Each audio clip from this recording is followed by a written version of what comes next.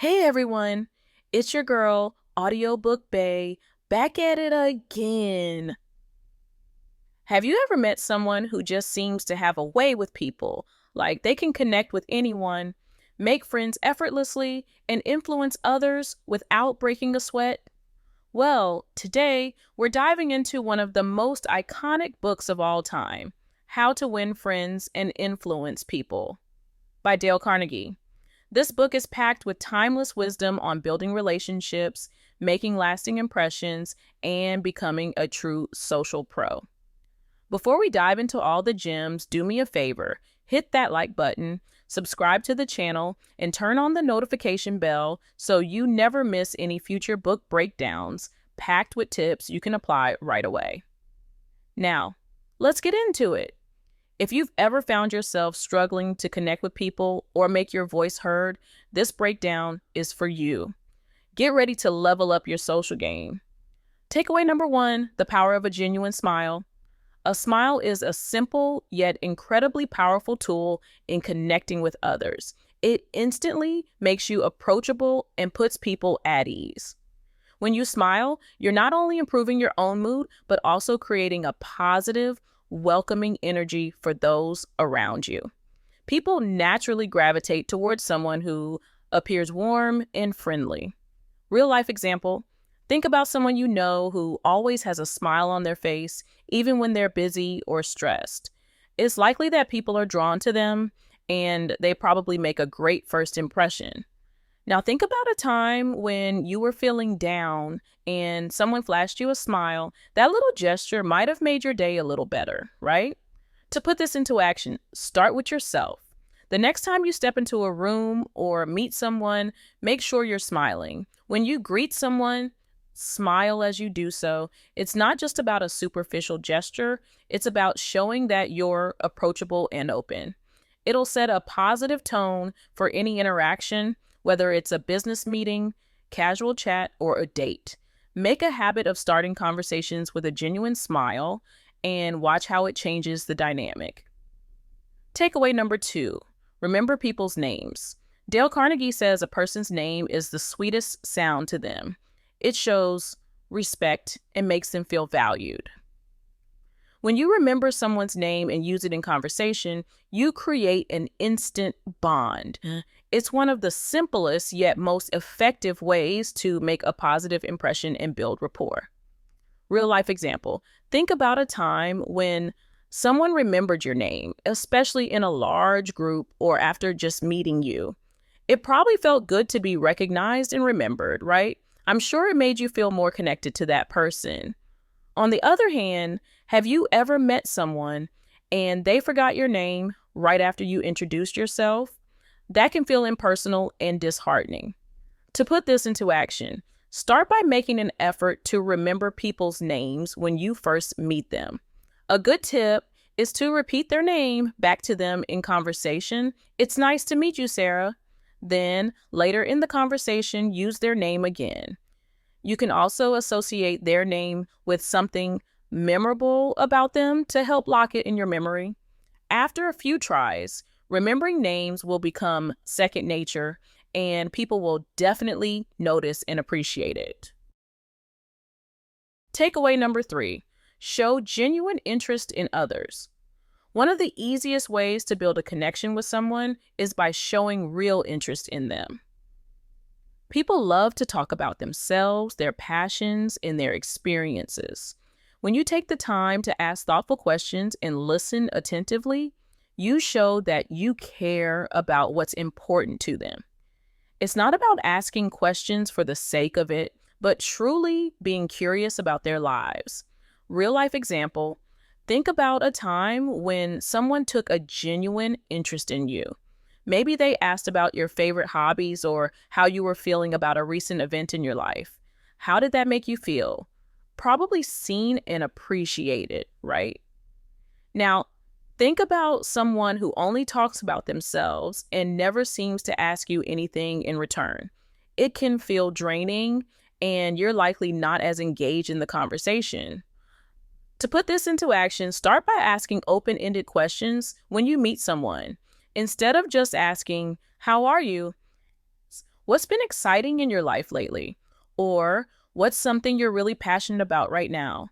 Show that you're truly listening by following up on their answers with more questions or thoughtful responses.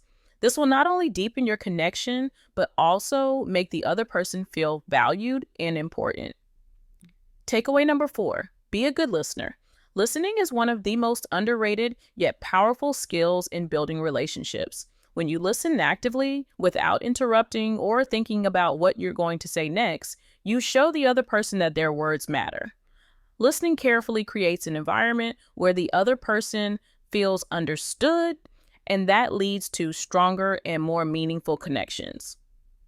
Real life example. Have you ever had a conversation where someone truly listened to you?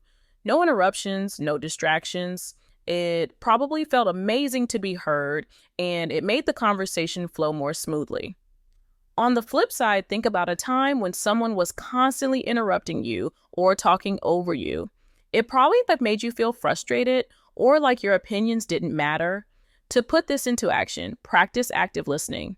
When someone is speaking, focus entirely on them.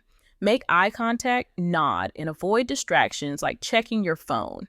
Instead of thinking about how you're going to respond, just be fully present and absorb what they're saying. After they finish, paraphrase what they said to show that you understood. This also keeps the conversation flowing. Being a good listener isn't just about hearing words, it's about making the other person feel heard and valued. Takeaway number 5, talk in terms of the other person's interests. When you want to influence or connect with someone, it's crucial to speak about things that matter to them.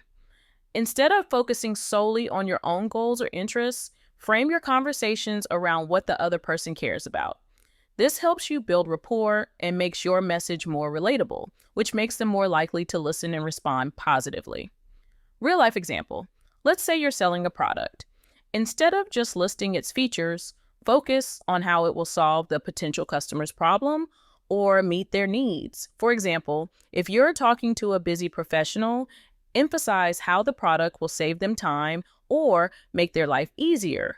Or in a personal conversation, if you know someone is passionate about fitness, talk about health-related topics that will resonate with them instead of only discussing what's on your mind. To put this into action, start by asking people about their passions or what's been keeping them busy lately. Then, adapt your conversation to match those interests. For example, if you're discussing a book, share insights or examples that connect to something they're passionate about. Speaking their language will make them feel seen and heard and will strengthen your connection.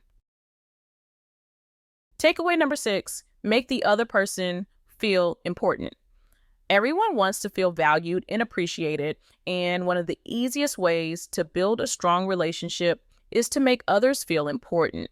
Carnegie suggests doing this by giving sincere compliments and showing genuine appreciation for others' qualities and actions. This not only builds goodwill, but also encourages people to respond positively toward you.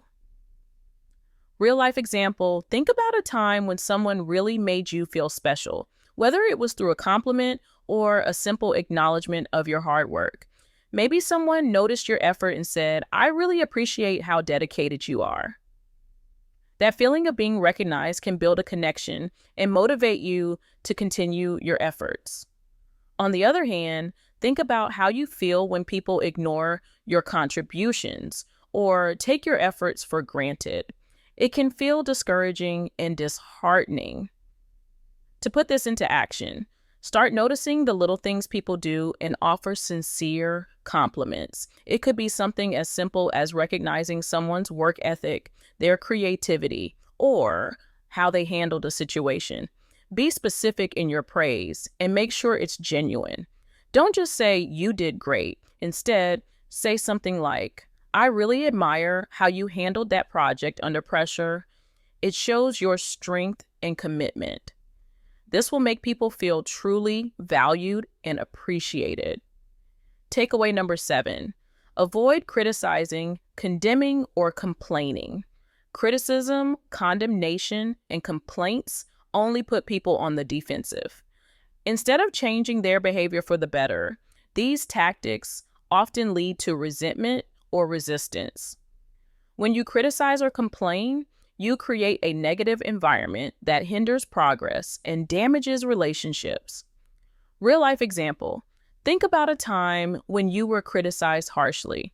Did it make you feel motivated to improve, or did it make you shut down and feel bad about yourself? Now think about when someone gave you constructive feedback or addressed a problem in a positive way.